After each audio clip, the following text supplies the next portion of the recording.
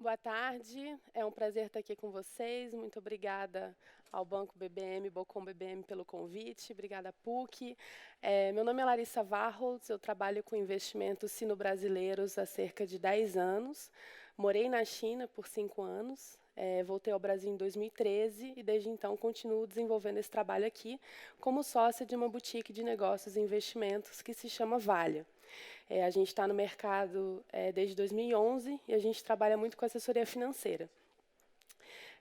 Basicamente, nós fazemos fusões e aquisições, assessoria para concessões, PPPs, e nesse sentido a gente acabou se especializando fortemente no mercado chinês. Então, a gente hoje é reconhecido como uma boutique de referência nessa área, e a gente tem assessorado uma série desses investimentos chineses vindo ao Brasil e conversado muito com esses investidores para entender qual que é a racional deles vindo para esse mercado. O que o investidor chinês procura quando vem ao Brasil, se é que de fato ele recebe ou não uma ordem de cima, uma ordem de Pequim para vir ao Brasil, em que contexto isso acontece, qual é o julgamento que ele faz quando ele decide vir ao Brasil, de forma geral, qual é o quesito de viabilidade econômico-financeira que ele precisa imprimir ao projeto dele para ter esse projeto aprovado na China.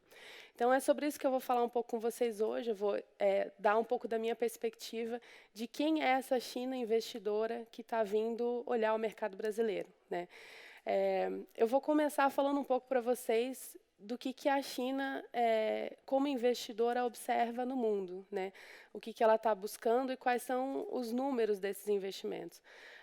Aqui no gráfico, eu estou querendo mostrar para vocês um salto que a gente observa comparando os números de investimento chinês que começam em 2010 e como é que eles evoluíram em 2015, 2016, 2017. E o motivo de eu ter colocado esse gráfico aqui para vocês é chamar a atenção para as mudanças regulatórias que aconteceram na China nesse período e que impactaram fortemente na atuação das empresas chinesas no exterior, né? Então, a gente tem aqui um cenário em que, em 2010, a gente teve um investimento chinês de um pouco menos de 60 bilhões de dólares. Em 2015, a gente passou por um cenário de mais ou menos um pouco acima de 140, menos de 160 bilhões de dólares, para em 2016 dar um salto para acima de 160 bilhões de dólares, cerca de 170 bilhões de dólares em 2016, seguido por uma queda em 2017. Esse fenômeno todo ele foi acompanhado por mudanças regulatórias que indicaram às empresas chinesas se elas deveriam avançar mais ou menos, retroceder nos seus investimentos no exterior. Esses dados são do Ministério do Comércio da China. Inclusive, vou fazer até um disclaimer, é muito difícil a gente conseguir dados consolidados e comparar bases assim, que sejam idênticas a respeito dos dados de investimento chinês.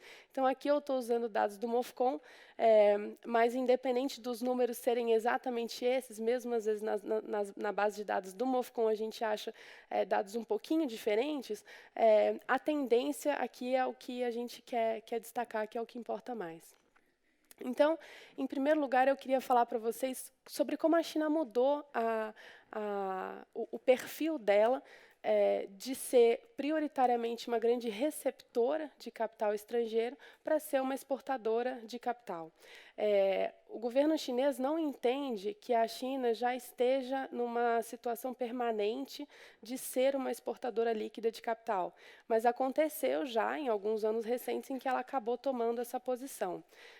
Não se entende que isso seja algo já dado ou permanente, né?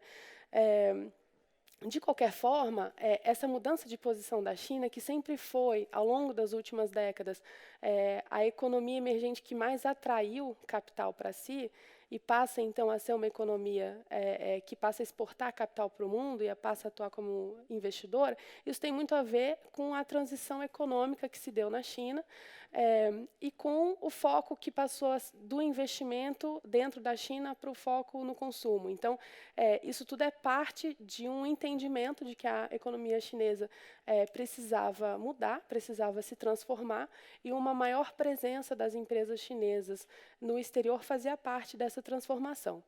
É o que o governo chinês chama de novo normal da China, né? Então, como um dos elementos dessa situação nova, desse novo normal, foram flexibilizadas as regras para as empresas chinesas atuarem no exterior. Isso se deu, um movimento de incentivo começa lá em 2007, mas concretamente regras que realmente facilitaram os investimentos começam a valer a partir de 2013, 2014, por isso a gente viu aquele salto nos investimentos em 2015, né? As obrigações, as obrigações de reporte, as necessidades de aprovação vão caindo e, com isso, os investimentos dão um verdadeiro salto, né? A China, então, se tornou uma exportadora líquida de capital um pouco que por acidente, né? Não que isso tivesse exatamente sendo planejado daquela forma. E o governo chinês, a partir da identificação desses saltos, desses picos de investimento, entendeu que algumas dessas decisões de investimento eram irracionais. Eles passaram a chamar esse fluxo excessivo, essa saída excessiva de capitais, de decisões irracionais de investimento, e começa a se preocupar em que medida isso poderia significar a aposta de algumas empresas ou de alguns indivíduos contra a economia chinesa. E, por causa disso, novas regras passaram a valer, que começaram a frear esse investimento chinês. Sobretudo, em dezembro de 2017, foram emitidos os primeiros documentos que, ainda que não de uma forma muito precisa, mas já começavam a deixar claro qual era a visão do governo chinês sobre essas novas regras, e elas são efetivamente publicadas e, no final de 2017, passam a valer a partir de março de 2018. E, com essas novas regras, a gente diz que o que passou a valer naquele momento foi realmente um comportamento de muita cautela e controle, né? E o objetivo central dessas mudanças foi fixar uma regra relativa à atividade fim de cada empresa. Então, os investimentos chineses passaram a ter que se relacionar exatamente com a atividade fim de cada uma daquelas corporações.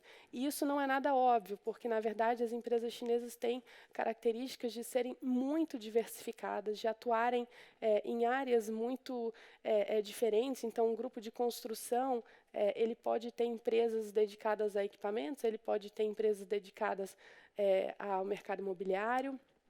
E antes dessas novas regras que relacionavam os investimentos à atividade fim do grupo, ele poderia investir em qualquer uma dessas áreas. Então, por alguns sinais de que grupos estavam tomando decisões de investimento em áreas que talvez não fossem tão voltadas à especialidade deles, o governo chinês mudou essas regras, tendo como principal preocupação essa ligação com a atividade fim, mas também a proibição de alguns setores, né? Por exemplo, entretenimento, coisas relacionadas a jogos, cassinos. Uma preocupação que se mostrou forte também foi com investimentos em times de futebol, por exemplo, né? Mas nada disso afetou essencialmente a forma como os chineses investiam no Brasil, porque os investimentos chineses no Brasil, até o momento, eles se mostraram muito voltados a essa atividade fim, essa característica de atividade fim que as empresas já tinham. Então, a gente acabou não sendo tão afetado, é uma coisa muito recente, né? Então, as regras começaram a valer em março de 2018. 2018 também foi um ano em que os investimentos caíram de forma geral no Brasil, né? O investimento estrangeiro por outras razões, né? Foi um ano eleitoral, etc. Mas tudo leva a crer que o Brasil não vai ser tão afetado por essas novas regras, porque a gente, de certa forma, já cumpre, digamos assim, com esses requisitos. Quais são as motivações dessa China investidora? Muito tem a ver com essa transformação da economia, né? Esse novo normal da economia chinesa, e, portanto, aquisição de novas tecnologias, aí, acesso a recursos energéticos, minerais e agrícolas é um critério importante no qual o Brasil se encaixa perfeitamente, né? Uma abertura mais eficiente a novos mercados consumidores. Então, como é que as empresas chinesas, sobretudo as estatais, podem aprender mais rápido e podem trabalhar melhor a sua relação com consumidores a partir da aquisição de empresas no exterior, diversificação das fontes de receita das empresas chinesas, até porque essa situação de novo normal na China, ela se reflete num menor crescimento, um crescimento menos acelerado da economia chinesa, né? Não exatamente desacelerado, porque ainda é um crescimento muito importante. Essas motivações também incluíram a aquisição de marcas estrangeiras, né? Por que essas marcas estrangeiras? No momento em que a China passa a focar muito no seu consumo interno, a entrada dessas marcas estrangeiras na China também é muito interessante, porque o consumidor chinês quer ter acesso a essas marcas, né? Nesse sentido de estimular os investimentos, também foram criados instrumentos para facilitar a atuação das empresas chinesas no exterior, de certa forma, sobretudo as estatais, mas não apenas, né? E nesse sentido o Brasil foi bastante beneficiado, porque alguns desses instrumentos eles vieram a ser geograficamente dedicados aqui para a nossa região. Então, dentre esses fundos, nós vimos a criação de fundos setoriais, e fundos dedicados a determinadas geografias. Então, o Fundo China-África, 2 fundos dedicados à América Latina, o CLI Fund e o CLAC Fund, o Silk Road Fund, que é um fundo mais dedicado à estratégia mesmo da nova Rota da Seda, mas o Brasil foi diretamente beneficiado pela criação de fundos dedicados à América Latina, porque, afinal de contas, nós somos uma economia que ocupa uma boa parte dessa região do mundo, né? Além disso, a criação de bancos de desenvolvimento, como o Banco do BRICS, né, o novo Banco de Desenvolvimento, também nos favoreceu, né? Além do novo Banco do BRICS, foi criado o Banco de Desenvolvimento de infraestrutura mais voltado para a Ásia, né? Mas são iniciativas que estão nessa linha de encorajar a maior presença das empresas chinesas no exterior e viabilizar essa presença, né? De novo, o Brasil se beneficia, então, com a criação do Banco do BRICS. E, além disso, foi dado acesso, sobretudo aos players chineses estatais, a financiamentos que pudessem encorajar a presença deles no exterior, além dos estatais também a grandes grupos privados chineses, mas normalmente grupos que têm uma atuação bastante forte no seu setor, né? A gente sabe que o setor privado na China, de forma geral, ele não tem tanto acesso a financiamento quanto o público, exceto alguns grandes grupos que são vistos como líderes nos seus setores, né? Aqui eu quero mostrar um pouco para vocês do que isso significou para o mundo, assim. Então, comparativamente a outras grandes economias do mundo, como é que a China se comporta como investidora, né?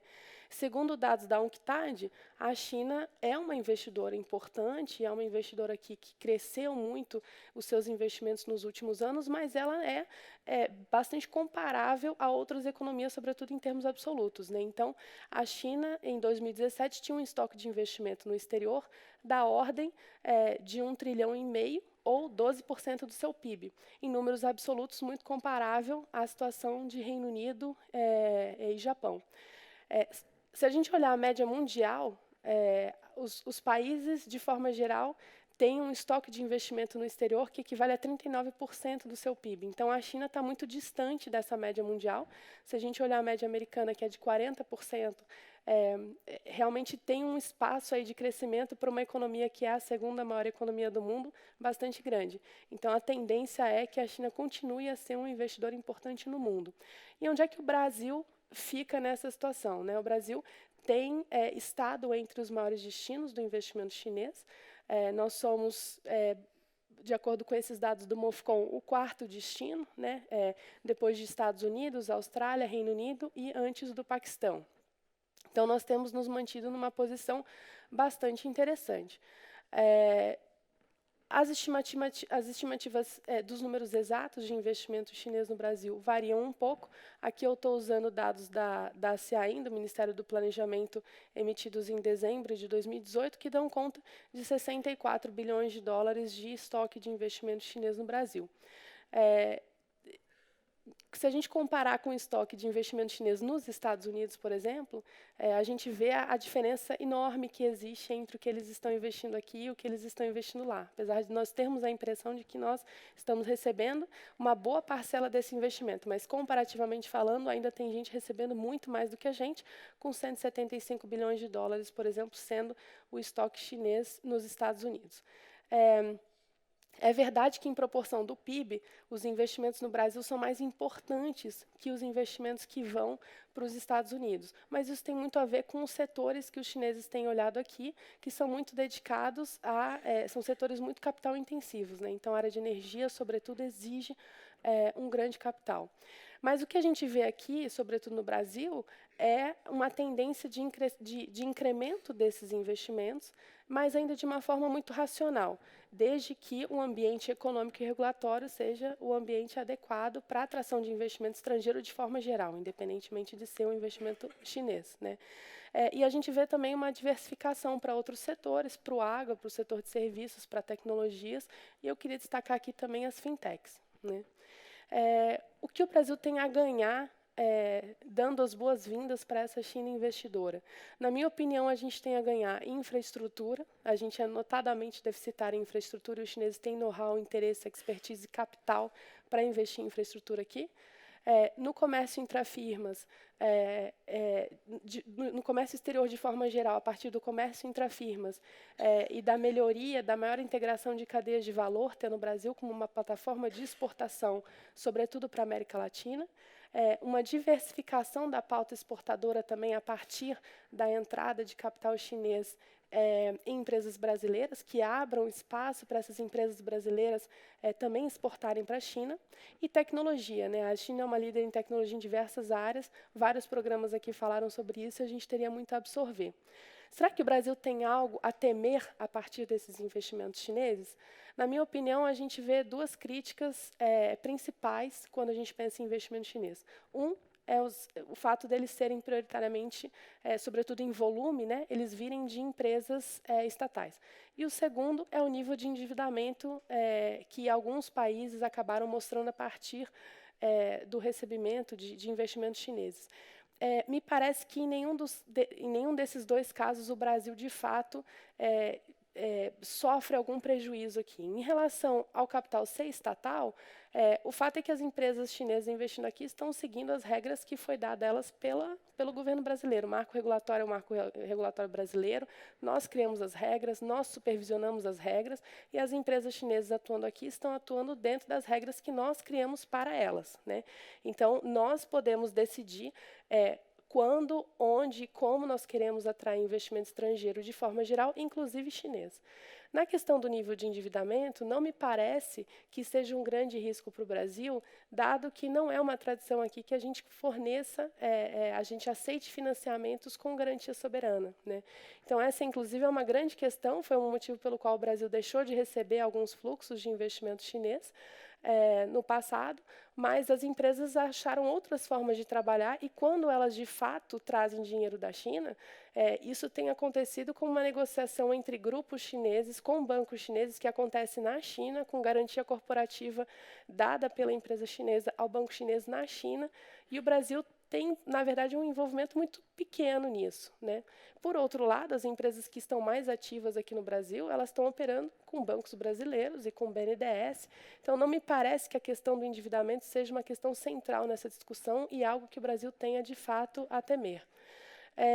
O que a gente imagina que vem por aí em termos de novos setores, ou setores em que a gente possa ver uma expansão desse investimento, com certeza, tratamento de resíduos sólidos, saneamento, energias renováveis, mais operações de construção em que a gente veja um modelo de EPC mais equity, óleo e gás para toda a cadeia, me parece, sobretudo aqui para o Rio de Janeiro, uma questão central, e tecnologia. Eu espero que eu tenha endereçado algumas das questões mais interessantes para vocês, e muito obrigada novamente pelo convite.